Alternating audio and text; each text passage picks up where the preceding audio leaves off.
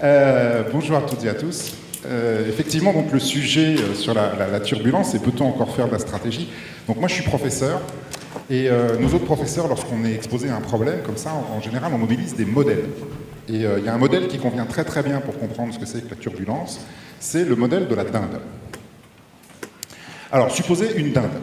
Et cette dinde a une capacité qui est un peu étrange pour un volatile, elle est inductiviste. Alors, je ne sais pas si vous voyez ce que c'est que l'induction en logique.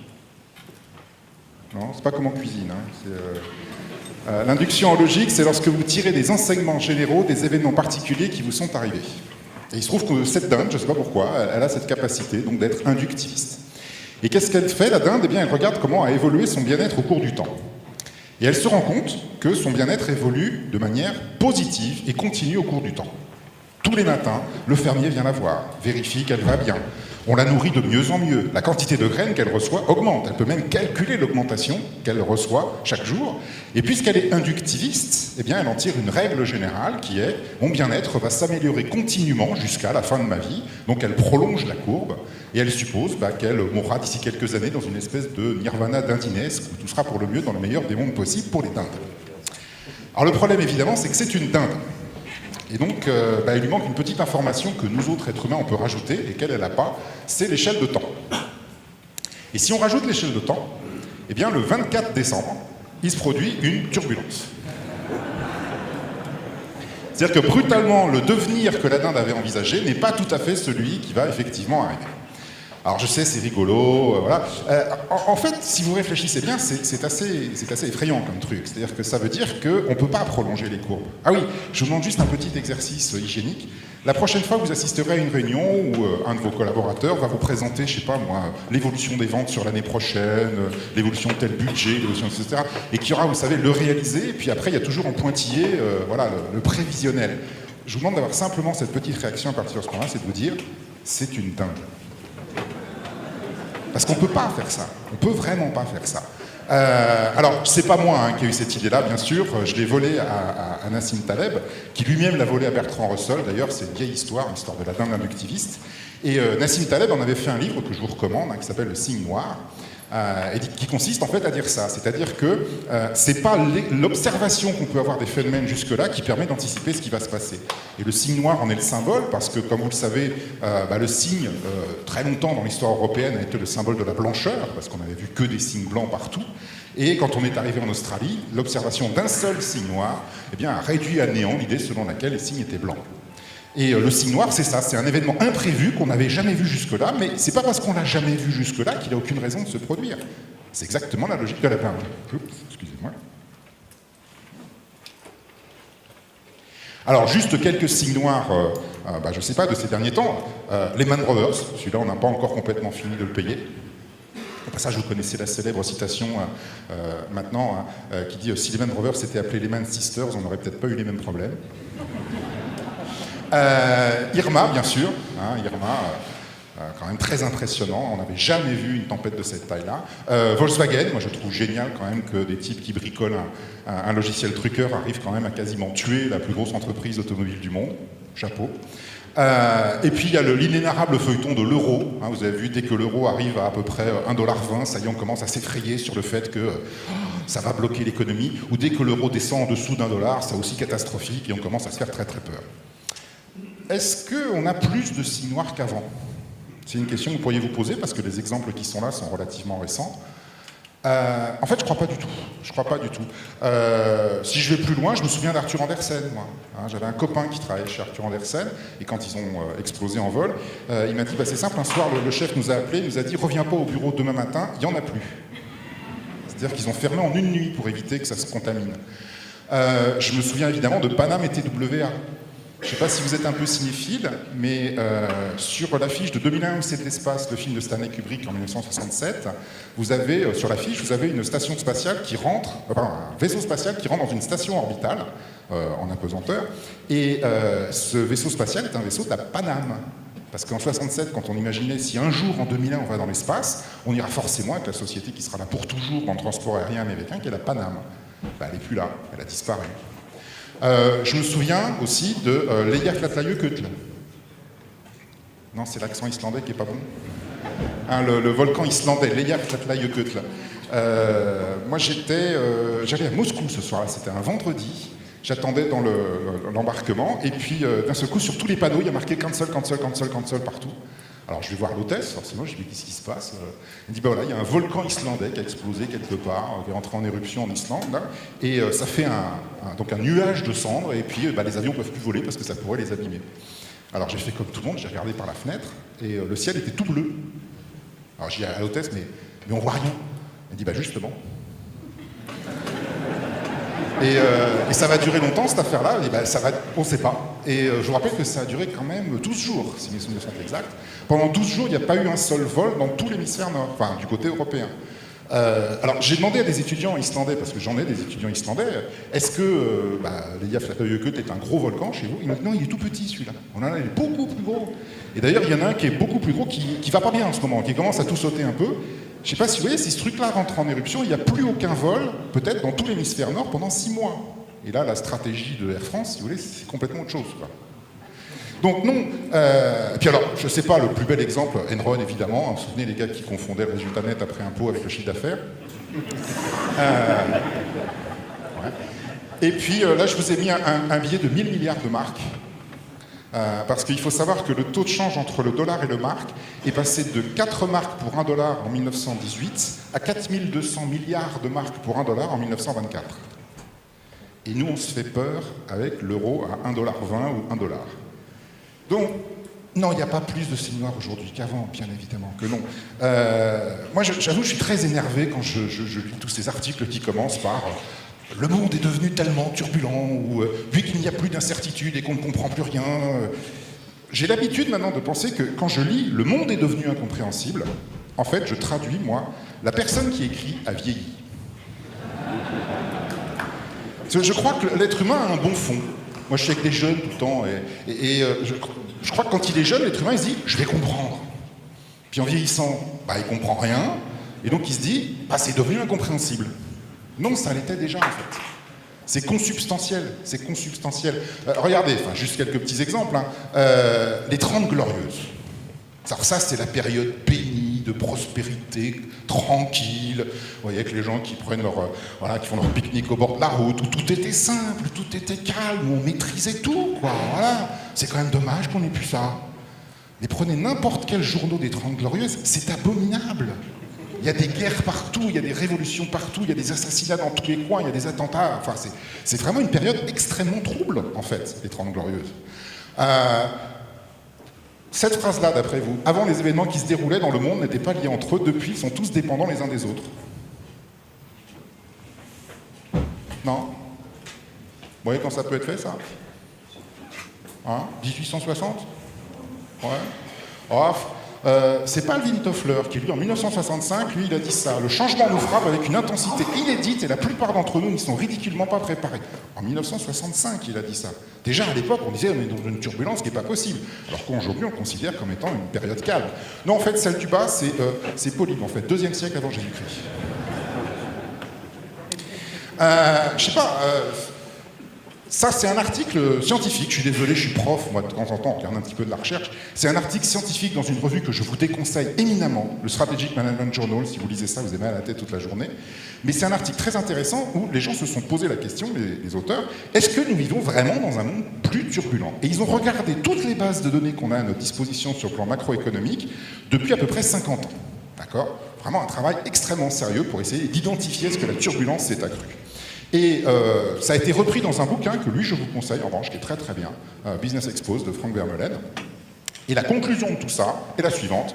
Nos résultats suggèrent, parce que c'est de la recherche, que les marchés ne sont pas plus dynamiques aujourd'hui que par le passé et qu'il n'est pas plus difficile de construire un avantage concurrentiel durable. En gros, tout ce qu'on vous raconte sur le monde est devenu beaucoup plus turbulent, beaucoup plus dynamique, et puis les positions concurrentielles sont beaucoup moins solides qu'avant, c'est du pipeau. C'est pas que tout est simple, c'est pas que tout est calme, c'est que ça a toujours été turbulent en fait, c'est consubstantiel. Et on n'est pas dans un monde où ça va plus vite, c'est pas vrai. On n'est pas dans un monde où c'est plus dynamique, c'est pas vrai. En fait, c'est un phénomène cognitif. En fait, on est convaincu que c'est le cas, tout simplement parce que c'est le monde qu'on connaît, et celui qu'on nous a raconté quand on était petit, il semblait beaucoup plus calme. Mais il n'était pas, il était tout simplement pas. Les gens qui étaient avant nous, ils étaient convaincus aussi d'être dans un monde turbulent. comme vous l'ont montré les différentes citations qu'il y a eu avant. Et moi, il y a une citation que j'adore, hein, c'est celle d'Henri Mintzberg, hein, le professeur canadien. Ça, voilà, notre époque n'est pas plus turbulente que celles qui l'ont précédée. Nous nous glorifions nous-mêmes en le pensant. C'est-à-dire que chaque génération est convaincue qu'elle vit une situation totalement exceptionnelle, comme il n'y en a jamais eu avant. Mais c'est complètement faux. C'est complètement faux. Même sur le plan technologique, au passage. Hein. Même sur le plan technologique. Je ne sais pas, regardez, les années 1830-1840. 1830-1840, c'est le décollage du chemin de fer en Europe. Il y a un témoin de l'époque qui est intéressant, c'est Balzac. Vous savez certainement, Balzac était amoureux d'une comtesse polonaise, la comtesse Hanska, hein, ils sont enterrés ensemble au Père-Lachaise. Et Balzac raconte qu'il est allé 10 fois de Paris à Varsovie pour aller voir la comtesse en douce, parce que son mari surveillait. Et le premier voyage en 1830, il l'a fait en calèche, parce qu'on n'avait pas moyen de faire autrement. Le dernier voyage en 1840, il l'a fait entièrement en train, y compris le petit trajet entre la gare centrale de Varsovie et la banlieue chic où habitait la comtesse. Ça veut dire quoi? Ça veut dire qu'en 10 ans, on a construit le réseau ferré européen. Les gares, les ponts, les tunnels, les voies, tout le matériel roulant, tout ce qui finançait tout ça, ça a été fait en 10 ans. Nous, je sais pas, dans les années 90, on a fait le réseau Internet. C'est bien, hein? Est-ce que c'est aussi impressionnant? Ben, je suis pas totalement sûr. Et d'ailleurs, si vous lisez ce qu'écrivaient les gens à l'époque en 1840, ils disaient, ben, ça y est, on s'est affranchi totalement de la distance. L'espace n'existe plus. On peut aller de Paris à Bordeaux en une journée, vous vous rendez compte? Donc on s'est affranchi de la géographie. C'est-à-dire tous les discours que vous avez eus au moment du collage d'Internet, on les avait exactement eu les mêmes vers 1830-1840. Puis un autre exemple, je ne sais pas, imaginez par exemple qu'on vous téléporte dans le temps et vous vous retrouvez en 1900. Et vous êtes en 1900 des gens qui s'intéressent très fortement aux nouvelles technologies. Voilà. Qu'est-ce que vous aviez comme nouvelles technologies en 1900? Des choses qui sont apparues, allez, on va dire maximum 10-15 ans avant, pas plus, parce que sinon ce ne serait pas du jeu. Il y en a un paquet. Hein. Il y a l'avion, effectivement, il y a l'automobile, il y a l'usage domestique de l'électricité, il y a le téléphone, il y a la radio, il y a les vaccins, il y a l'aspirine, il y a le cinéma. Enfin, je veux dire, c'est totalement stupéfiant comme époque, mais absolument stupéfiant. Vous avez compris, évidemment, quelle est la question qui vient derrière. Et aujourd'hui, c'est quoi ces super vagues d'ultra-technologie qui bouleversent le monde pour toujours, qui fait que notre époque est totalement exceptionnelle dans l'histoire de l'humanité? Bah, on a les voitures autonomes, le blockchain, ouais, le big data. C'est bien, hein, tout ça, je dis pas, hein, c'est bien. Mais est-ce que c'est aussi impressionnant que l'électricité, l'automobile, l'avion, le cinéma, la radio? Enfin, pas plus, quoi. Pas plus. Alors, je ne dis pas qu'on vit dans un monde totalement tranquille, ce ne serait pas vrai, mais pas plus. En fait, ce qu'on se rend compte, c'est qu'on a beaucoup en fait, d'améliorations incrémentales. Mais dire que nous vivons dans un monde profondément turbulent, c'est tout simplement une illusion d'optique. Voilà. Et je laisse la parole à Christian. Bien, alors ça c'était...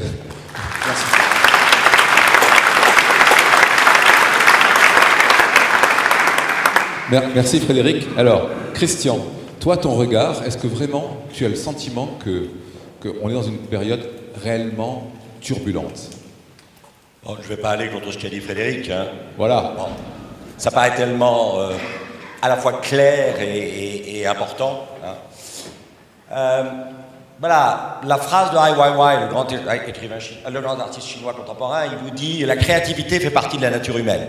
Et moi, j'ai envie de remplacer créativité par turbulence. Parce qu'au fond, la turbulence et la créativité, c'est la même chose. Et ça fait partie de la nature humaine. Ça fait partie d'un regard d'enfant. C'est là-dessus qu'on va s'arrêter 3 minutes. Et ensuite, après, la même chose, parce que j'ai pas tellement de choses à dire. Mais ce que j'adore, c'est la deuxième partie de la phrase. « It can only be untaught ». On peut la désenseigner. On peut la faire désapprendre. Et le gros problème de vos organisations, et je ne vous mets absolument pas en cause, parce que si vous êtes là, c'est parce que vous êtes probablement convaincu de ça, c'est que vous vous dites, pourvu que l'organisation dont j'ai la responsabilité que j'essaie de faire vivre, ne désenseigne pas la créativité aux gens qui en font partie. Et d'abord à moi. Vous voyez ce que je veux dire? C'est ça le problème. Alors, voilà, là, c'était pas génial au niveau de l'information, hein, parce que c'était des manuscrits, hein, et qu'il fallait venir dans une bibliothèque. Alors ça, c'est une petite lecture que je vous recommande. Hein. Il fallait venir dans ce genre d'endroit. Vous voyez que tout est enchaîné. Hein. On n'emporte pas ça chez soi, ma pauvre dame. hein, ça c'est clair. Bon. Et donc je voulais vous recommander un livre aussi. Donc, je sais bien que vous n'avez pas des masses de temps, mais je sais qu'aussi il y en a parmi vous, enfin tous, si vous êtes ici à l'APM, c'est que vous savez que de temps en temps, il faut faire du temps pour ceux pour qui on n'a pas de temps. Hein. C'est aussi une turbulence de l'emploi du temps, si vous voyez ce que je veux dire. Bien. Et donc, The Swerve, c'est un livre d'un type qui enseigne à Harvard, c'est pas le dernier des cons, Stephen Greenblatt. Bon. Si vous traduisez ça en français, ça veut dire l'embarder. Et il vous raconte l'histoire de jeunes Florentins qui, au début du XVe siècle, sont partis dans les monastères à la recherche d'un manuscrit perdu du De Natura Rerum de Lucrèce, qui disait « Le monde n'est que matière ». Cette idée que le monde pourrait sortir d'un esprit parfait qu'il aurait créé pour s'amuser parce qu'il n'avait rien d'autre à foutre dans l'éternité, c'est une connerie. Ce n'est que de la matière. Il n'y a que de la matière. Alors, inutile de vous dire que ce n'est pas un manuscrit qui a été mis dans la devanture des librairies, des bibliothèques monastiques. Hein. Et donc, ils ont fini par le retrouver. Et quand vous le retrouvez, il ne faut pas le croire. Vous n'avez pas le droit de l'emporter avec vous. Ce que vous devez faire, c'est rester dans la bibliothèque et le copier. Et une fois que vous l'avez copié, vous pouvez partir avec. Hein. Et ce livre, The Swerve, qui a été traduit chez Flammarion par Quattrocento, c'est un livre fascinant sur la difficulté de l'accès à l'information et la turbulence qu'il faut à l'intérieur de soi pour vouloir avoir accès à une information dont vous savez bien qu'on essaie de vous la cacher, mais qu'en fait, avec elle, vous allez rebondir plus loin. Et alors évidemment, le rebond, il est là. Bon, qu'est-ce que c'est ça? Est-ce qu'on a des Belges là parmi nous? Ouais, elle, lui, très bien, bravo. Ça, c'est génial, ça, depuis vos endroits de chez vous. C'est en vert. Hein. C'est le musée Plantin-Moretus. Et ça, c'est un bel exemple quand même de coopération franco-belge. Hein. Vous avez un mec à Tours qui s'appelle Christophe Plantin. Il est un peu turbulent. C'est-à-dire qu'il entend parler d'idées qui disent qu'il faudrait qu'on réforme la Sainte Église catholique, apostolique et romaine. Et il adhère à ces idées. Hein. Il devient ce que les gens du point de vue catholique appellent un protestant, ce que les gens du point de vue de l'autre appellent des réformés, c'est-à-dire des gens qui remettent de l'ordre, hein, qui font qu'on ne cède pas à la connerie ambiante. Voilà. Alors en 1543, il y a des connards, on n'a jamais su qui c'était, qui vont flanquer des affiches sur la porte de la chambre de François Ier à Amboise en disant « la réforme c'est génial ». Probablement des provocateurs. Et Christophe Plantin se dit « ouh, ça commence à sentir pas bon hein ». Et il s'en va à Anvers. Et sa turbulence à Anvers, sa turbulence elle amène d'abord à partir, à bouger. Alors ça, la turbulence, ça met toujours en marche. Et puis, deuxièmement, la turbulence, ça lui fait créer quoi? Quelque chose qui avait commencé un siècle avant, probablement à Nuremberg, qu'on appelle l'imprimerie. Et il crée une des plus belles imprimeries d'Europe. Alors après, ils deviendront un peu les suppôts du Concile de Trente, comme quoi on n'a jamais fini d'être turbulent. Hein, voilà. Mais ça, c'est fabuleux, parce que là, vous avez, dans le musée Plantin-Moretus, et dans l'imprimerie Plantin-Moretus, vous avez une librairie. Pensez à la difficulté d'obtenir de l'information turbulente en étant obligé d'aller dans des monastères et de copier des manuscrits qu'on essaie de ne pas vous montrer. Et puis là, vous êtes dans la rue, vous poussez la porte, alors avec quelques sous, il faut avoir quelques sous, mais vous allez pouvoir emporter le livre avec vous. Je ne sais pas si vous vous rendez compte, c'est absolument extraordinaire. Là, la turbulence des idées, elle devient accessible. Je peux me rendre turbulent en me confrontant, si je veux, à la turbulence des idées. Et là, voilà, grosse chose. Et là, turbulente petite chose. Mais qui fait que tout ce qui était dans les bibliothèques monastiques et tout ce qui est dans toutes les librairies du monde, vous pouvez l'avoir dans votre poche. Si ça, c'est pas de la turbulence, qu'est-ce que c'est, comme disait l'autre, hein? Et alors, évidemment, c'est absolument fabuleux. Bon, ceux d'entre vous qui ont suivi mon séminaire sur l'innovation, je suis désolé, ça va se répéter un peu, hein? Voilà. J'adore ça. C'est-à-dire, effectivement, la Mona Lisa de qui? De Jean-Michel Basquiat. Et c'est quoi? Eh ben, d'abord, il y a effectivement Mona Lisa. Hein. Mais Mona Lisa, le gros problème, c'est que si vous regardez Mona Lisa à longueur de temps, vous n'êtes pas très turbulent. Hein. Le problème des icônes, quelles qu'elles soient, c'est qu'elles tuent la turbulence. Hein. Y compris les icônes process. C'est-à-dire, si on a toujours fait comme ça, on ne voit surtout pas pourquoi on devrait faire autrement. Et ça, c'est ce que j'appelle l'icône, process, qui tue la turbulence, c'est-à-dire qui tue l'innovation, qui tue la vie. Et donc, évidemment, qu'est-ce que vous faites devant la Joconde? Oh, ben vous ouvrez les bras et la bouche et vous dites, ah ben c'est beau, hein, et puis c'est beau parce que c'est beau. Hein. Et alors là, vous êtes vachement avantagé au niveau de la créativité. Hein. Ça, c'est clair. Bon. Donc, là, il y a forcément Mona Lisa, mais c'est aussi quand même, en dehors de l'icône, évidemment esthétique, vous avez forcément une icône politico, hégémonico, financiario, tout ce que vous voudrez. Parce que là, il en a quand même fait un billet $1. Et donc, derrière Mona Lisa, vous avez Georgie. Hein, George Washington, first in war, first in peace, first in the hearts of his countrymen. Hein, c'est une icône politique, c'est aussi une icône hégémonique, c'est aussi une icône économique. Hein, voilà. Et puis, le problème, c'est, vous l'avez remarqué, ni Mona Lisa, ni George Washington ne sont barbus. Donc c'est bien chiant pour Basquiat. Hein. Donc il lui faut une troisième icône, El Gran Barbudo. Hein. Et là, vous voyez que quand vous tant de manière turbulente, vous mélangez les icônes, vous arrivez à d'une certaine manière contrecarrer le pouvoir iconique de ces icônes. Hein, c'est clair. Et ça, c'est très important. La turbulence du geste qui consiste à mettre ensemble des choses dont vous avez dit ne pouvaient pas appartenir au même monde. Et alors là, je me demande, hein, parce que lui, là, qu'est-ce qu'il a fait? Ben, tout simplement, il avait effectivement, il avait... Zut. Non, t'inquiète pas, je vais essayer de revenir en arrière. Tu reviens en arrière, s'il te plaît? Voilà, merci. Lui, qu'est-ce qu'il a fait? Ben, il avait une Mona Lisa.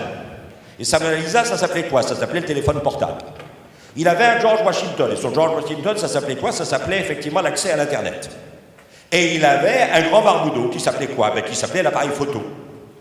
Et il a dit, ben, vous me faites chier à dire que ces trucs-là, c'est trois trucs séparés. Et donc, de manière turbulente, je vais les mettre ensemble. Voilà. Exactement comme Basquiat a fait dans, effectivement, sa Mona Lisa.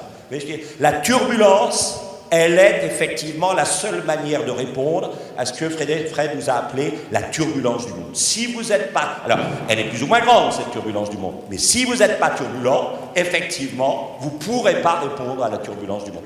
Et si, surtout, vous ne recrutez pas des gens turbulents, que vous ne soyez pas turbulent, ça pourrait vous faire chier en plus d'être turbulent. Hein. Mais recrutez surtout des gens turbulents. Le problème, ce n'est pas votre turbulence à vous, c'est la turbulence des gens que vous allez recruter. Et alors, le gros problème, c'est qu'à un moment, ça devient cette prolifération et cette accessibilité de l'information, elle peut devenir turbulente. C'est-à-dire, évidemment, ce qu'on appelle les fake news, hein, avec le nez de Pinocchio qui grandit, et cette grande référence, si c'est sur Internet, ça doit être vrai, hein, et contre lequel vous allez devoir vous battre, effectivement. Et c'est là, je trouve, où il y a une opportunité fabuleuse dans les fake news. C'est ça. C'est-à-dire, au fond, ça vous oblige à échapper à la source unique de la vérité.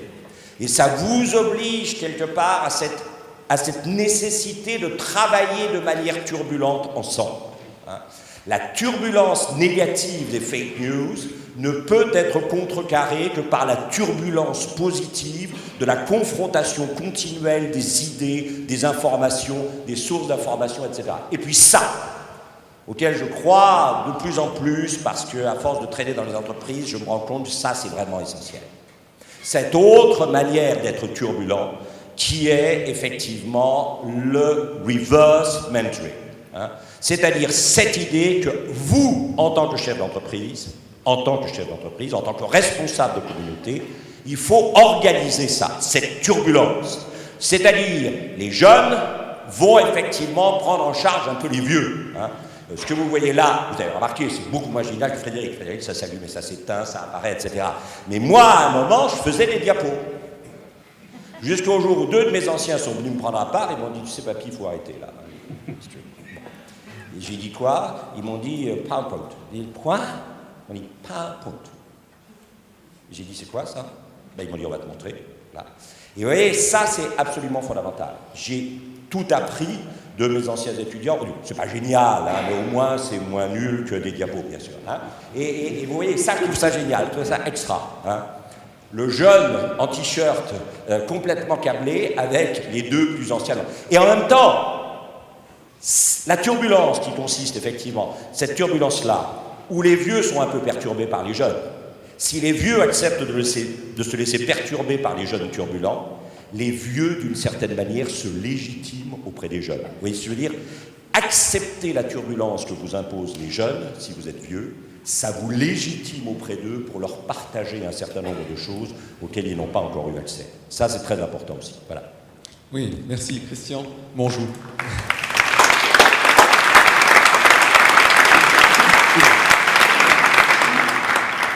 Oui, alors Christian nous dit qu'il faut accepter la turbulence, que c'est une remarquable opportunité. Mais alors, On revient au professeur de stratégie. Comment on va faire la stratégie dans cette situation? Oui, merci. Alors, déjà, bon, on a vu... je remercie vraiment Christian de nous avoir rappelé des choses sur le passé, notamment, mais aussi sur le présent. Il y a un truc, quand même, aussi, qu'on répète beaucoup, et ça m'énerve terriblement, c'est qu'on vit dans un monde qui est plus violent. Et juste comme ça, je vais prendre 2 minutes pour vous dire que ça aussi, c'est une énorme bêtise, quoi, mais considérable. Hein. Si on compare 1915 et 2015 avec les chiffres de l'ONU, l'espérance de vie, je vous rappelle quand même, est passée de 51 ans à 81 ans sur la planète. L'alphabétisme est passé de 32% de la population à 85%. Le nombre de démocraties dans le monde est passé de 16 à 123. L'extrême pauvreté est passé de 82% de la population humaine à 9%. Faut quand même avoir ces chiffres-là en tête, quoi. Personne n'a jamais été aussi bien que nous. Hein.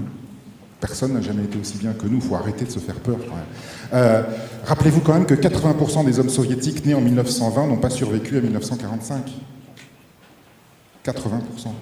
Et les attentats qu'on a connus depuis le début du siècle, avec toute leur horreur, hein, bien sûr, faut se rappeler quand même que toutes les victimes du terrorisme depuis 2000, y compris donc le 11 septembre, c'est un jour de combat en 1943.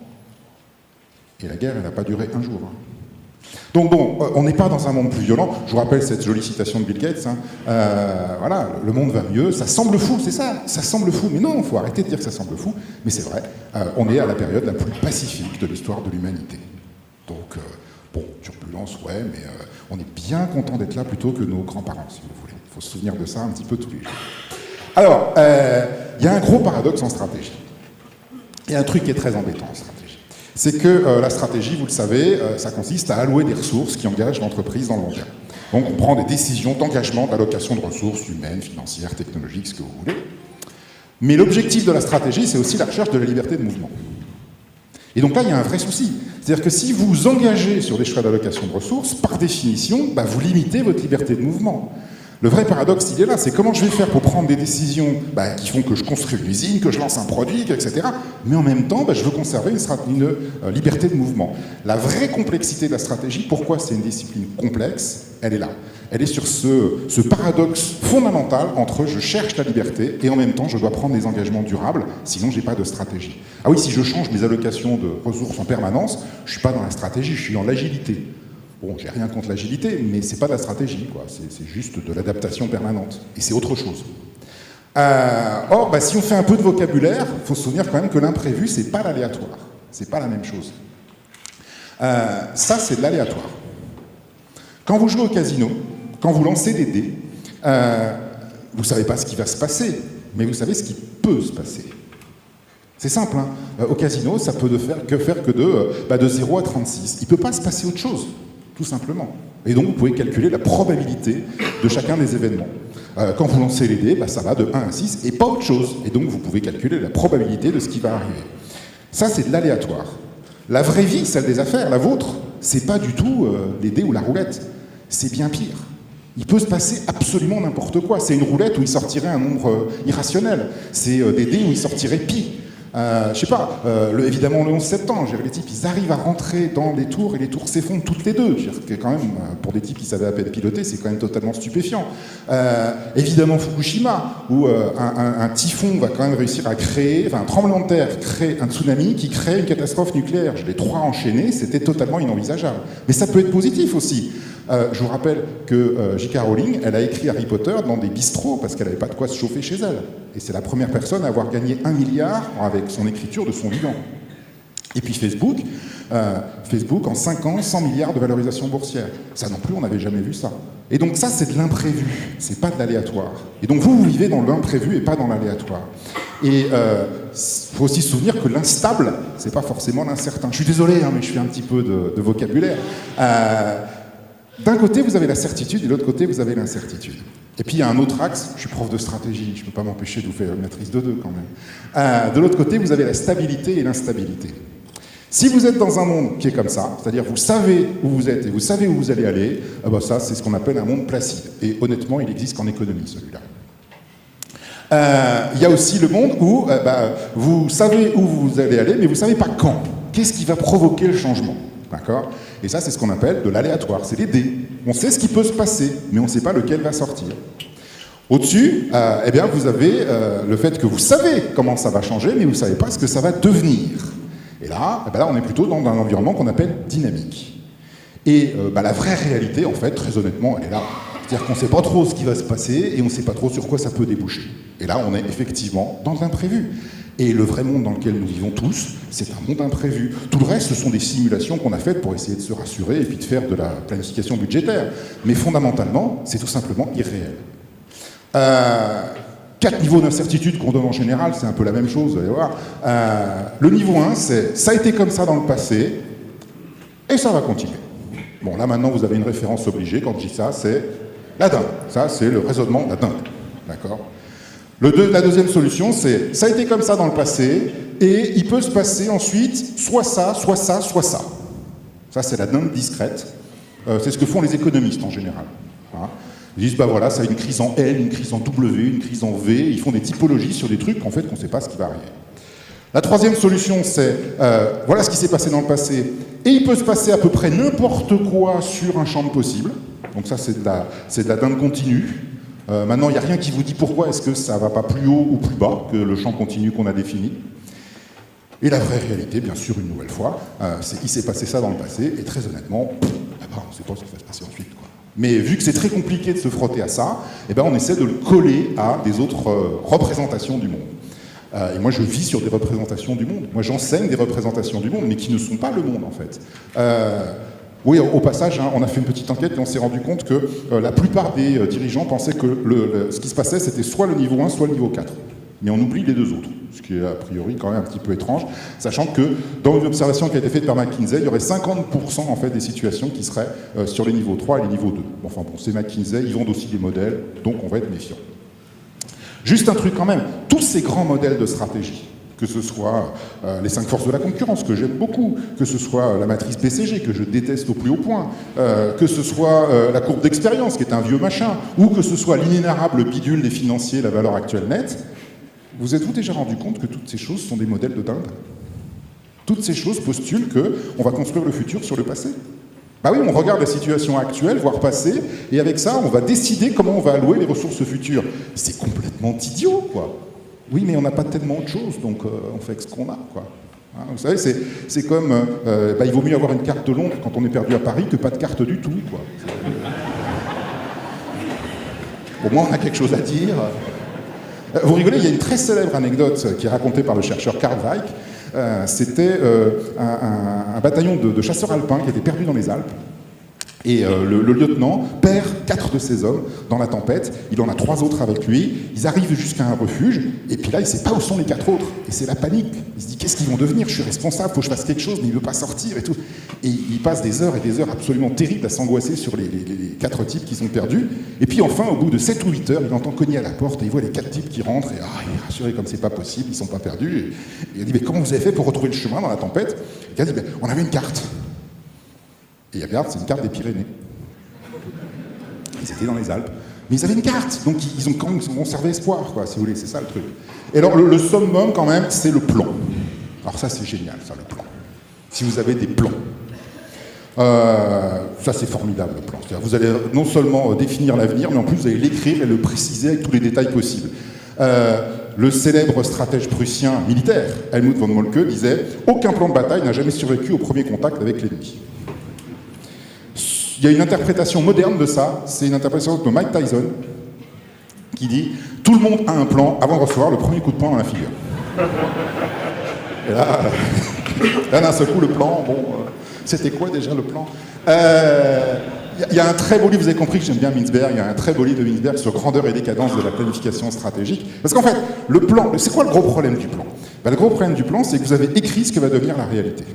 Et donc vous avez un truc. Et si jamais la réalité devient autre chose que ce qu'il y a dans le plan, ce qui est ultra probable, au passage, il y a une grosse tendance à faire quoi ? À appliquer le plan quand même. Et donc le plan, ça vous tue complètement votre liberté de mouvement. C'est une catastrophe. Eisenhower disait très justement, les plans c'est tout, pardon, la planification c'est tout, les plans c'est rien.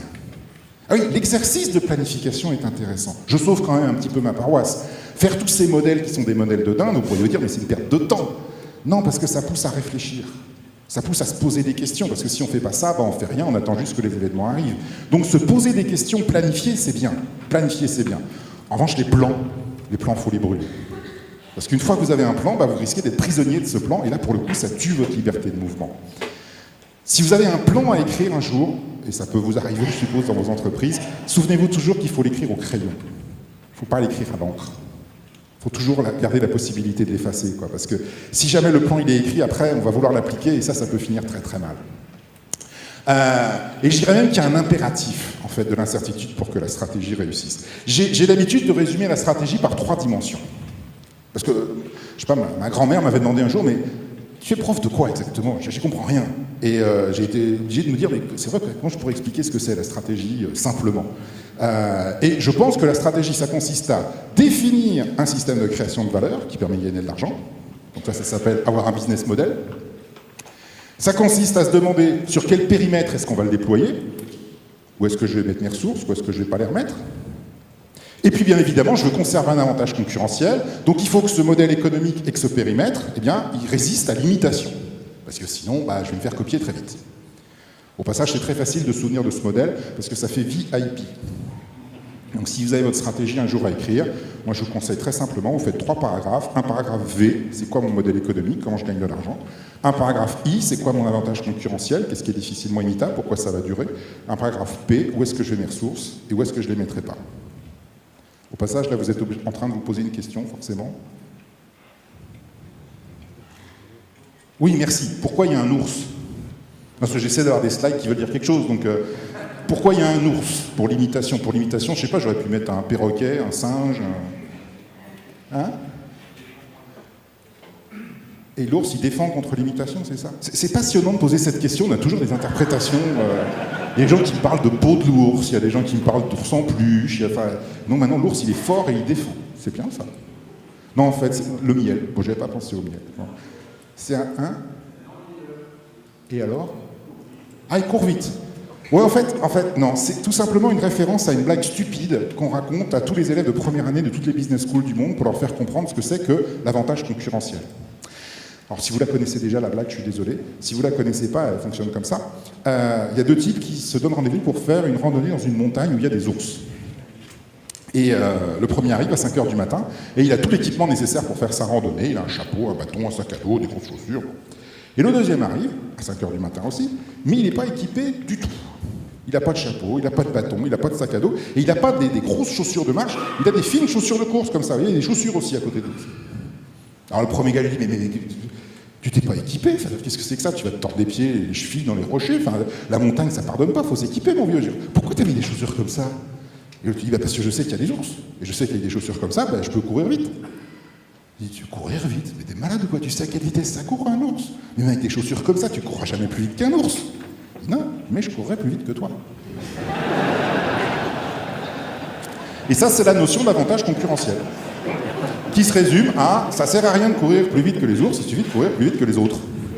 Et donc en stratégie, il n'y a pas de succès absolu, il n'y a que des succès relatifs.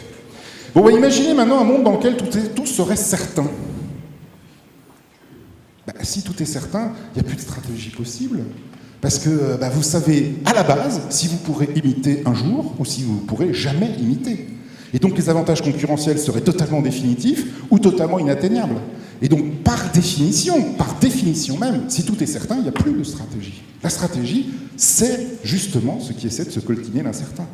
Et si on vivait dans un monde certain, je vous rassure, c'est totalement impossible, la stratégie, c'est extrêmement impossible, il n'y aurait que de la stabilité constante. Mais bon, ça, c'est uniquement dans les modèles économiques. Et je voulais finir par une petite citation d'Edgar Morin, qui a dit bien mieux que moi ce que je viens de vous dire, en disant « L'ignorance de l'incertitude conduit à l'erreur, alors que la certitude de l'incertitude conduit à la stratégie. » C'est beau. Merci. C'est beau les citations.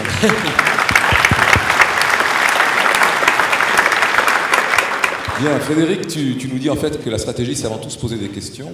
Hier, Christian, nous étions avec Alain Simon qui nous disait « il faut penser l'impensable ». Qu'est-ce que tu as, toi, comme analyse par rapport à cette question? La stratégie.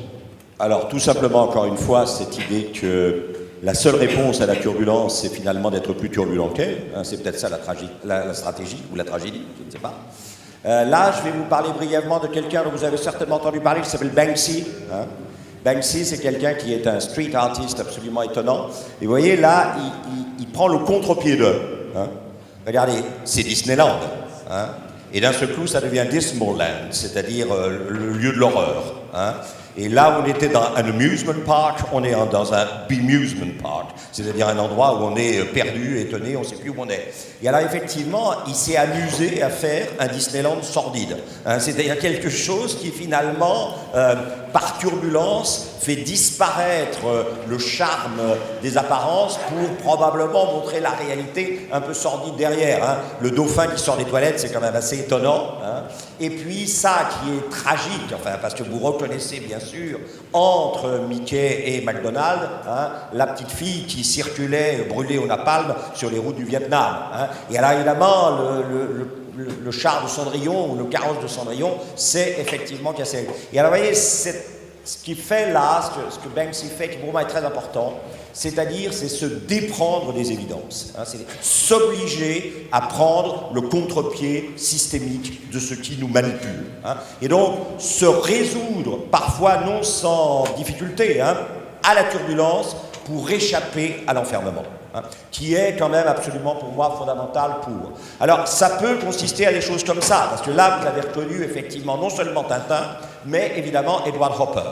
Hein. Alors vous voyez, c'est du gestuel pour moi. Je pense que ce que vous devez chercher à avoir autour de vous et à développer en vous, mais le plus important c'est peut-être à avoir autour de vous, c'est des gens qui bidouillent, c'est des gens qui continuellement sont en train. Alors je disais hier dans une autre truc, il n'y a rien de pire que de confronter vos collaborateurs avec une page blanche et de leur dire soit turbulent, soit inventif, soit créatif. Mais si vous leur laissez une marge de manœuvre, s'ils comprennent dans la manière dont vous les regardez qu'en fait, bon, bien sûr, vous êtes le garant des process, mais qu'en même temps, en tant que leader, vous devez être là ou le plus vigilant sur le pourrissement des process. Et donc que vous les appelez à la turbulence, finalement. Et ça, il faut qu'ils sentent dans votre regard. Sois turbulent, d'une certaine manière, je te couvre. Hein. Et vous voyez ça, People in the Sun de Hopper, hein, aussi transformé par Marabout. Hein. Ou alors le George Tucker, Subway, 1950, qui est probablement l'image la plus fabuleuse qu'on a jamais fait de l'intuition du grand sociologue américain David Riesman sur The Lonely Crowd, la foule solitaire. Être solitaire tout seul, c'est pas grave, mais être solitaire dans la foule, ça c'est absolument tragique. Hein. Et c'est ce qui se passe effectivement dans cette station de métro. Et alors du coup, vous mettez ça, vous voyez, et ça c'est cette idée que vous ne devez pas laisser les choses en place. Et que c'est ça votre difficulté de leader. Je viens de le dire, vous êtes à la fois le garant des process et vous devez être en même temps constamment vigilant sur le pourrissement des process. Hein. Regardez ça par exemple, là, c'est une petite histoire qu'on raconte. Ramon Casas, grand peintre impressionniste catalan. Hein. Qui vous parle quoi? Ben, qui vous parle évidemment du fait d'être accro à l'alcool, hein, pour finalement se libérer d'un sentiment d'isolement. Parce qu'elle est toute seule, hein, elle ne vous regarde même pas. Elle est parallèle effectivement à la surface du tableau. Et elle rappelle évidemment des choses. Hein. Elle rappelle la prune de Manet, elle rappelle l'absinthe de Degas. Donc vous voyez que l'originalité du sujet n'est pas forcément la chose. La turbulence, c'est de reprendre quelque chose qui existait déjà et d'en faire autre chose. Hein. Là, par exemple, vous avez un personnage qui s'amuse comme un petit fou, qui est évidemment Kim Jong-il, et qui vous fait effectivement cette idée que, au fond, et on le reverra tout à l'heure, finalement, l'accro d'aujourd'hui, c'est la dissimulation d'une solitude qui n'est en fait qu'un isolement dans tous les ordinateurs, iPhone, etc. Hein. Mais en même temps, si vous regardez attentivement derrière, c'est pas les gens. Parce que vous pourriez vous dire, derrière, c'est les vrais gens, elle n'est pas très loin. Derrière, c'est un miroir. Comme d'ailleurs dans le bar des Folies Bergères de Manet, hein, où on vous montre la jeune femme. En fait, vous êtes dans le tableau parce que vous êtes le monsieur qui se reflète là-bas à droite dans le tableau. Et ce que vous voyez derrière, c'est pas le réel du bar des Folies Bergères, c'est bel et bien effectivement la mise en miroir du monde. Et donc cette femme, elle est complètement isolée. Et d'ailleurs, vous voyez que par exemple, effectivement, Yue Minjun, un artiste chinois, vous voyez, c'est ça pour moi la turbulence. C'est-à-dire que Yue Minjun, il ne peut pas parler d'un certain nombre de choses dans l'esthétique chinoise traditionnelle. Donc il est obligé de manière turbulente d'aller piquer des choses dans l'esthétique occidentale et de les rapporter dans la peinture chinoise contemporaine pour la faire bouger. Hein. Et puis, donc, ce qu'on avait prévu, hein, c'est le remplacement, effectivement. Ça aussi, vous voyez, c'est un petit geste turbulent. Alors, les gens me disent parfois, ouais, mais c'est quand même des trucs infantiles. Non, c'est des trucs enfantins. Et enfantin, c'est pas la même chose. Hein. Baudelaire dit quelque part, le génie, c'est l'enfance retrouvée à volonté. Et Picasso dit quelque part, à 12 ans, je dessinais comme Raphaël, il m'aura fallu toute ma vie pour réapprendre à dessiner comme un enfant. Hein. Et puis vous avez ça, Tom Bob. Hein. Mais c'est des gens qui ne laissent pas le réel en repos. Hein. La turbulence, c'est ça, c'est ne pas laisser le réel en repos. Et rassembler autour de vous des gens qui ne laissent pas le réel en repos. Et en particulier pas le réel de dehors et pas le réel de dedans. Alors lui, ça c'est Oak, c'est un autre. Si vous voulez, New York, pour ça, c'est fabuleux. Si vous vous promenez dans New York et que vous avez le temps de ne pas aller au Metropolitan, de ne pas aller au Whitney, de vous paumer dans les quartiers un peu plus populaires et branchés de New York, vous allez trouver des foules de choses. Hein. Ça, j'adore, par exemple, c'est Tom Bob à nouveau. Hein. Ou ça, à gauche, vous avez ce qu'il y avait avant que Tom Bob s'en occupe. À droite, vous avez ce qu'il en a fait, effectivement. Hein. Ou ça, que j'adore aussi, et qui est quand même vachement intéressant. Parce que c'est vrai que, je ne sais pas si vous avez entendu parler de cette espèce de monstre de graisse qu'ils ont découvert d'une tonne hein, dans les égouts de Londres. Hein. C'est absolument terrifiant. Hein. Ou ça, que je trouve merveilleux. Vous voyez, quelque chose qui vous permet effectivement de garantir votre place de parking ou un lieu de passage et qui tout d'un coup se transforme en une petite fille qui fait du... Bon, si vous vous appelez Ursus Verli, vous êtes un artiste jeune suisse contemporain, vous êtes confronté à l'espèce... C'est ça le problème de tous les gens que vous recrutez, c'est l'écrasement du déjà-là. Hein. Le déjà-là est à la fois votre pire ennemi, s'il vous empêche de bouger, c'est votre meilleur atout si vous commencez à vous amuser de manière turbulente avec. Et Ursus Verli vous dit, les chambres de Van Gogh, c'est bien. Hein, il y en a 3, il y en a une à Chicago, il y en a une à Orsay, il y en a une effectivement à Amsterdam. Eh bien merde pour les chambres de Van Gogh. On va mettre de l'ordre. Ou alors, effectivement, Golconde de Magritte, hop, on va mettre de l'ordre. Ou alors, le mieux, ça c'est celui que je préfère. Hein. C'est-à-dire, ce sont les poseuses de Seurat. Vous voyez derrière qu'on est dans l'atelier de Seurat, ces femmes se préparent à poser pour lui. Derrière, vous avez l'atelier à la Grande Jacques, qui est maintenant à Chicago, et c'est évidemment le triomphe du pointillisme. Hein. Alors l'autre jour, Serge Lemoine à la radio m'a dit « Monsieur, bonjour, on ne dit plus pointilliste, on dit néo-impressionniste ». Je lui ai dit « Oui, monsieur le directeur général, mais quand même, ça arrange le pointillisme parce qu'on voit mieux ce que ça veut dire, comment c'est fait, parce que c'est quand même fait de tout petits points de couleurs différentes qui permettent de faire vibrer la surface du tableau. Ah bon, c'est fait de tout petits points de couleurs différentes, ben voilà ce qu'Ursus Verli en fait. Et ça, c'est fantastique. Parce que vous voyez, c'est le retour, parce que les gens font souvent de l'innovation en se projetant dans l'avenir et en complexifiant. Un des moyens de faire, d'être turbulent face au déjà-là, c'est au fond de redécomposer le déjà-là jusqu'à son ADN de base. Qu'est-ce que c'est que les poseuses? C'est des petits points. Alors, on va se libérer des poseuses en revenant aux petits points, puis à partir des petits points, on fera autre chose que les poseuses. Vous voyez, cette turbulence du retour en arrière pour se relancer effectivement vers l'avant. Hein. Mais regardez bien, Velázquez, parce que les gens vous disent, ah là là, il y a que vous qui pensez à ça, c'est des merdes contemporaines, et ça ne tiendra pas. Ben oui, mais Velázquez, c'est ce qu'il vous fait. Ben, il vous fait exactement la même chose. C'est-à-dire que le sujet, c'est quoi de ce tableau? C'est le Christ chez Marthe et Marie.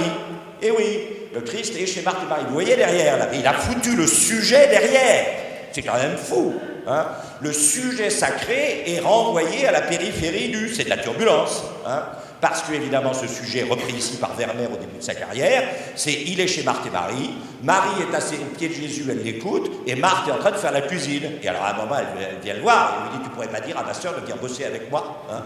Et il lui répond, Marie, tu t'agites pour beaucoup de choses. Marthe, tu t'agites pour beaucoup de choses. Une seule chose est nécessaire. Marie a choisi la meilleure part et elle ne lui sera pas ôtée. Et alors, voilà la scène. C'est exactement la même scène que nous venons de voir chez Vermeer. Mais si ça, c'est une turbulence fabuleuse. Parce que Velázquez vous dit, la scène sacrée, on s'en tape. Hein. On l'a renvoyée au fond là-bas à droite. Ce qui compte, c'est probablement le réel quotidien. Il y a guère eu de choses plus turbulentes dans l'histoire de la peinture que celle-là, c'est-à-dire un déplacement de sujet, un déplacement d'axe de lecture. Les choses à lire ne sont pas ce que vous croyez. Et ça donne des choses fabuleuses. Hein. À Chicago, qui est une ville que j'adore, stairs, des escaliers, ramp, hein.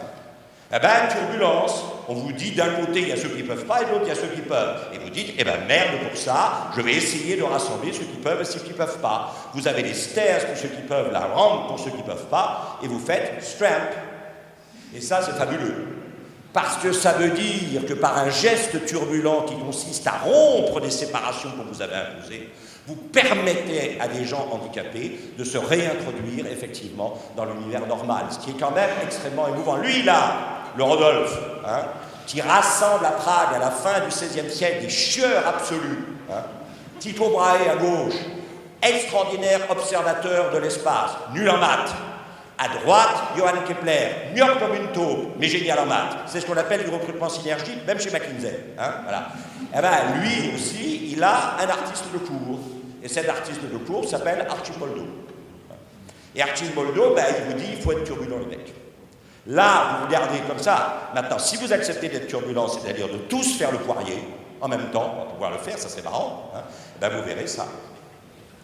C'est-à-dire que la turbulence va vous faire comprendre que vous passez d'une nature morte à une présence. Et alors c'est magnifique, parce que tant que c'était tourné vers le haut, hein, bon, ça restait une nature morte.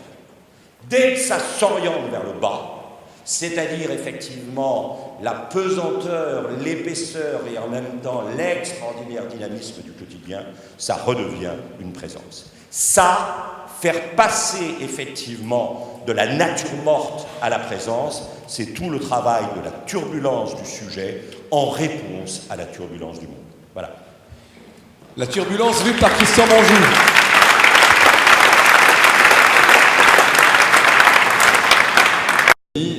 Ça a suscité des réactions. Alors on va essayer d'en avoir une première. Merci. Une première, c'est mal-être. Mal-être. Ah, ça donne le sentiment qu'on est devant un jury là. C'est toi, Christian, qui t'y colle?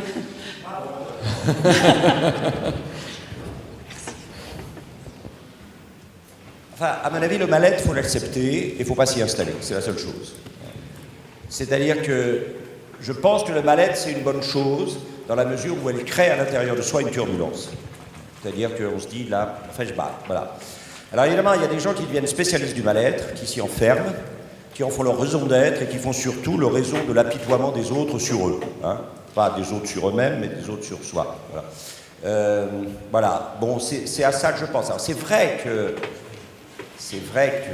bon, on a parlé. Moi, c'est vrai qu'au moment où je suis, je me suis dit, j'ai eu cette chance fabuleuse que j'ai eu toute ma vie, j'ai travaillé avec des jeunes qui ne m'ont pas abandonné, hein, et qui, quand ils ont vu que le vieux commençait à un tout petit peu ne plus maîtriser certaines choses, sont venus le voir avec fermeté, mais avec gentillesse, mais avec fermeté, en lui disant ou tu te secoues et t'avances, ou tu crèves. Hein.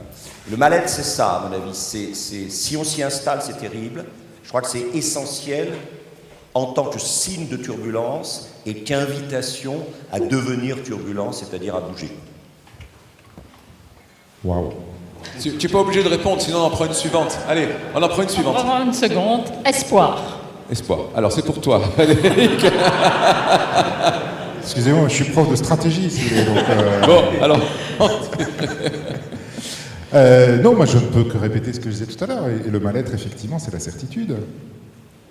Le bonheur, il peut venir que de l'incertitude, forcément, parce que ça veut dire qu'autre chose est possible. Si on est convaincu que rien d'autre n'est possible que ce qu'on a à l'heure actuelle, ce n'est que l'enfermement et la fin de l'espoir et le désespoir, justement. Donc voilà, je partage tout à fait.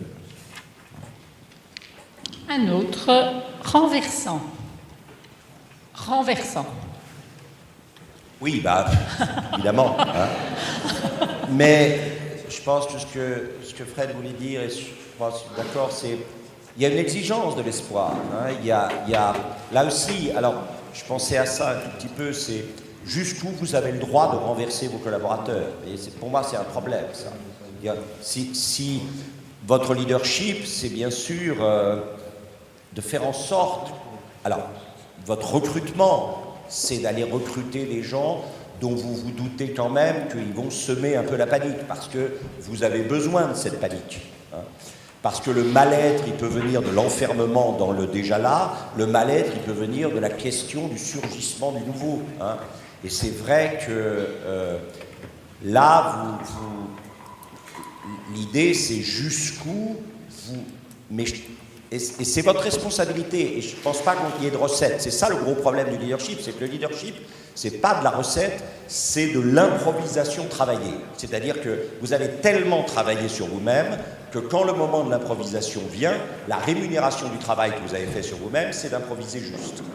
Et dans le cadre de cette improvisation, il y a pour moi cette idée jusqu'où vous mettez en danger les collaborateurs par rapport à... Voilà. Alors en même temps, faut pas vous... Enfin, je veux dire, les collaborateurs, ils vous regardent, hein, et ils vous se disent, pourquoi elle ou pourquoi lui, il me mettrait en danger comme ça, alors que elle ou lui, c'est pas mis en danger. Vous voyez ce que je veux dire? Enfin, pour moi, ceux d'entre vous qui ont suivi les séminaires sur le leadership, je répète toujours les mêmes choses, hein, les gens ne changent qu'à l'appel de quelqu'un dont elle ou il perçoivent que cette personne est elle-même en train de changer. Qu'elle n'est pas effectivement, qu'elle ne se protège pas du changement auquel elle invite les autres. Oui, peut-être un mot sur renversement, sur le recrutement, effectivement, ça c'est une chose moi, qui me tient particulièrement à cœur. Vous avez peut-être dans vos entreprises des profils à l'embauche. Moi, ça me terrifie, ça, les entreprises qui ont des profils à l'embauche, parce que si vous recrutez des gens qui ont tous le même profil, c'est pas une dinde que vous avez, c'est un élevage de dindes. C'est abominable. C'est-à-dire qu'ils sont tous convaincus d'avoir raison, d'être dans la bonne direction, tout va bien, on a toujours fait comme ça, ils s'auto-renforcent. C'est terrible, c'est vraiment terrible.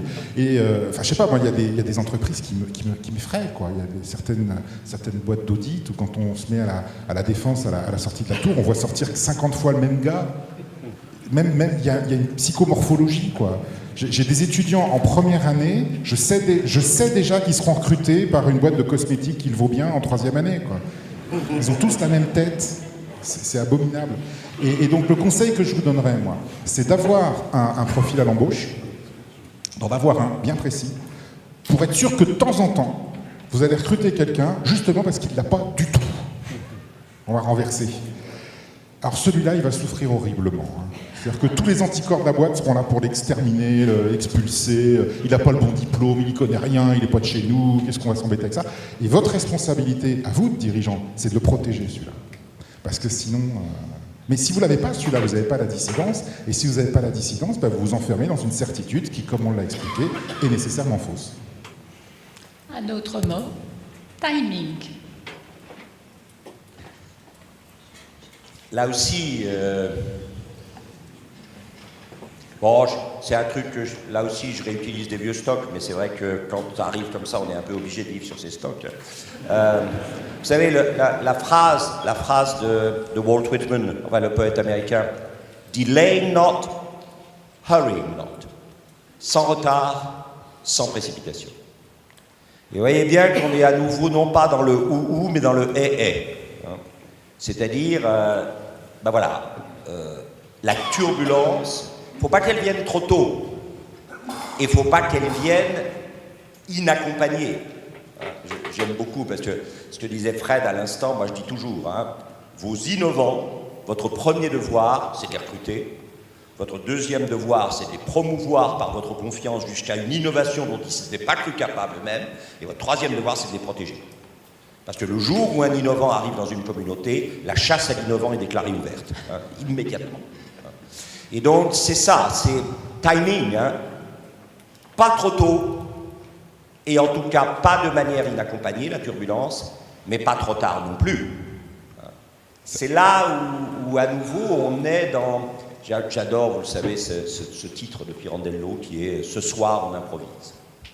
À condition qu'on comprenne bien que l'improvisation, c'est pas... On fait n'importe quoi, on verra après. L'improvisation, c'est... Là, il arrive quelque chose de nouveau... Et j'ai suffisamment bossé sur moi-même d'abord pour que quand le nouveau arrive, je sois dans une sorte d'agilité, souplesse, ce que vous voudrez, et que j'ai quand même un certain nombre de références dont je me dis qu'en les bidouillant, un peu comme les autres là, en adaptant, je vais bien finir par trouver une solution. Ton idée, Christian, a été reprise récemment par le « en même temps ». On l'a entendu. Alors, ça vient tout simplement d'un monsieur qui s'appelle Nicolas Decuse, qui parle à longueur de journée de ce qu'il appelle la coincidentia oppositorum. Il importe le grand leader, lui, C'est celle qui, là où tout le monde voit des contraires, n'a qu'un but, c'est de réconcilier les contraires. Alors il se trouve que quelqu'un a entendu ça en cours pendant 3 ans, et finalement ça ressort à un moment ou à un autre. On fonctionne par imprégnation, nous autres, les professeurs. Bon. Moi, timing, ça me fait penser forcément au long terme en stratégie. C'est une question qu'on me pose souvent. C'est combien le long terme C'est une question vraiment débile. En fait, non, c'est intéressant. Le long terme, je vous ai dit tout à l'heure, l'allocation de ressources, ça consiste, enfin, la stratégie, ça consiste à allouer des ressources qui engagent l'entreprise dans le long terme. Mais alors, c'est quoi le long terme? C'est 5 ans? Bah, pas forcément. Ça dépend des industries. En fait, j'ai l'habitude de répondre à ça que le long terme, c'est votre horizon de prévisibilité. Dans toute industrie, il y a un horizon où il y a un certain nombre de constantes dont vous savez qu'elles peuvent tout à fait disparaître, hein, soyons pas des dindes. Mais il y a des trucs qui sont assez structurants. Et cet horizon de prévisibilité, il est plus ou moins loin suivant l'industrie dans laquelle vous êtes. Il y a des industries où c'est à 3 mois, il y a des industries où c'est à 30 ans. J'ai rencontré dernièrement quelqu'un qui s'occupe de la stratégie de l'Office national des forêts. C'est passionnant. C'est-à-dire qu'il plante les arbres qui seront coupés par ses petits-enfants. Et lui, il coupe les arbres qui ont été plantés par ses grands-parents. Donc eux, ils planifient à 50 ans. Alors, ils ne sont pas à l'abri d'une tempête qui va tout détruire. Mais il y a des éléments de prévisibilité. Et un horizon, donc, qui a 50 ans. À l'inverse, si vous êtes une start-up Internet, en ce moment, bah, l'horizon, il est à 3 mois maximum. Vous savez, l'expression qu'ils ont les gamins en ce moment, c'est une vie de chien, quand on est dans une start-up. Alors, pourquoi c'est une vie de chien? Parce qu'ils passent leur temps à se gratter? Non, c'est une vie de chien parce que ça va 7 fois plus vite. Tout simplement. En une année, ils ont 7 années. Donc, ça va extrêmement vite. Et donc, ce que je dis, c'est que le long terme, c'est l'horizon de prévisibilité. Et ça veut dire une chose très intéressante, c'est que le long terme, c'est pas dans 5 ans. Le long terme, ça finit dans 5 ans. Vous voyez, c'est maintenant jusqu'à dans 5 ans. Et donc, ça commence tout de suite et ça s'arrête dans 5 ans. Et c'est ça, votre long terme. Et ça dépend de votre industrie, bien sûr. Et qu'est-ce que c'est qu'une crise? Je sais pas, la crise bancaire 2008, ben, c'est quand l'horizon, qui était tranquillement à 2-3 ans, d'un seul coup, vous l'avez juste devant le nez, comme ça. Et là, toute la pression que va mettre tout le monde dans toute l'industrie partout, c'est d'essayer de le ramener à sa place normale. Parce que c'est intolérable de l'avoir sous le nez, bien évidemment. Et contrairement à ce que racontent les journalistes, il y a extrêmement peu d'industries où, en fait, l'horizon est immédiat. Hein. C'est même en dehors de la finance de marché, j'en connais pas beaucoup. Ah oui, en finance de marché, la stratégie est impossible, hein, il n'y a pas de long terme. Il n'y a que de l'immédiat. Donc on se couvre. Mais en dehors de ça, je sais pas, Steve Jobs, par exemple, il disait, on dit que je suis dans une industrie où tout va très vite, mais c'est faux. Les choses prennent des années à arriver, on les anticipe bien avant. Enfin, regardez, même les iPhones, maintenant, il n'y a plus aucune surprise lorsqu'ils apparaissent, on savait tout déjà des mois avant. Et donc, il y a moyen de s'organiser par rapport à ça. Et donc, soyez pas dupes de ça, on n'est pas dans l'immédiateté, et le long terme est une notion de timing que je trouve sympa. Une dernière, argent.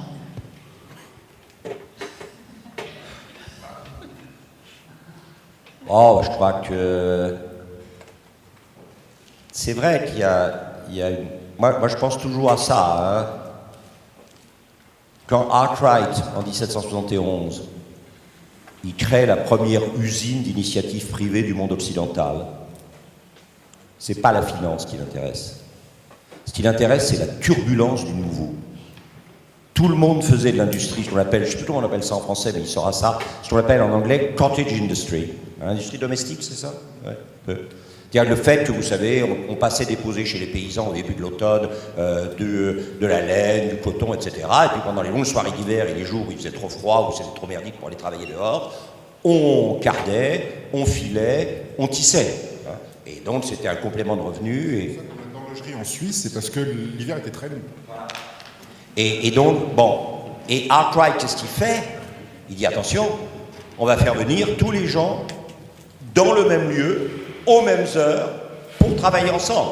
Le premier tableau qu'on ait d'une usine d'initiative privée dans le monde occidental, les Arkwright Mills de Cromford, Wright of Derby a représenté l'usine la nuit pour bien montrer que la lumière de l'usine éclipse la lumière de la Lune. Donc, la lumière de la Lune, qui est-ce qu'il a créé? Dieu. L'homme est capable, effectivement, par son activité démiurgique, d'éclipser le geste créateur de Dieu. Et Arkwright, il n'a pas fait ça pour de la finance. Il a fait ça pour la turbulence du nouveau.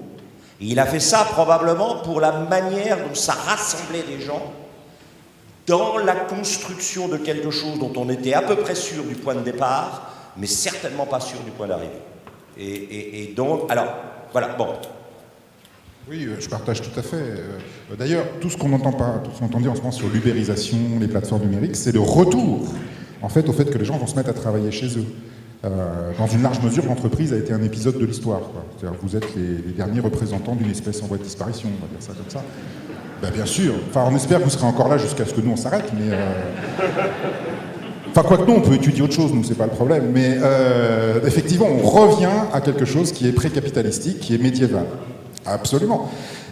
Et deuxième chose sur l'argent, je partage à 100%, les grandes réussites stratégiques, elles ne sont pas construites sur la recherche de l'argent, elles sont construites sur des revanches, sur je veux changer le monde parce qu'il n'est pas beau et je vais le modifier pour qu'il soit meilleur, sur des vengeances aussi quelquefois. Regardez Toyota par exemple, hein, ce qui est au succès de Toyota au départ, c'est le fait qu'ils ont été détruits par les Américains pendant la guerre, totalement. Et donc ils ont fait le pari qu'ils seraient plus gros que Ford, et qui battrait Ford un jour, et ils l'ont clairement affiché, on sera plus gros que Ford. Et c'est ça qui les a motivés. Moi, au siècle dernier, j'ai écrit une thèse et 2 ouvrages sur Benetton, ce qui explique que Benetton soit devenu la 2e ou 3e plus riche famille d'Italie, la 5e ou 6e d'Europe, et qui possède à peu près toute la région dans laquelle ils ont vécu. C'est le papa Benetton. Le papa Benetton, c'était un entrepreneur raté, c'était un monsieur qui a créé des boîtes toute sa vie, il a toujours été très mauvais, il a toujours échoué. Pour vous dire, le dernier modèle économique qu'il avait inventé dans les années 50, c'était une entreprise de location de vélos en Libye. Et ça n'a pas marché. Non, ça n'a pas marché. Et le pauvre monsieur a fini par attraper une maladie et il est mort, et il a laissé une femme et 4 orphelins. Et très rapidement, l'aîné des enfants, Luciano, s'est rendu compte que la mère n'aurait pas le courage de les faire vivre tous. Il avait 14 ans, et donc il a arrêté l'école, sans le dire, et il a menti sur son âge, il s'est fait recruter comme vendeur dans un magasin de vêtements. Et ça faisait pas assez de vêtements, et donc il a demandé à sa petite sœur, 13 ans, d'arrêter aussi l'école et de se mettre à tricoter des vêtements toute la journée qu'il vendait à son employeur. Et ça suffisait toujours pas, donc ils ont vendu la seule chose qu'ils avaient, qui était leur vélo. Et avec ça, ils ont acheté une machine à tricoter pour faire un petit peu plus de vêtements. Je sais pas si vous voyez, c'est du Zola puissance Dickens, quoi. Et quand vous leur demandez au Benetton, et Luciano, maintenant, il a été sénateur, enfin, c'est vraiment, il a atteint le summum de tout ce qu'on peut imaginer. Mais pourquoi? Qu'est-ce qui vous a motivé à faire tout ça? Et la réponse est toujours la même, venger le père. Prouver qu'un Benetton, ça pouvait réussir dans les affaires. Je veux dire, les plus grands succès, ils viennent de ça.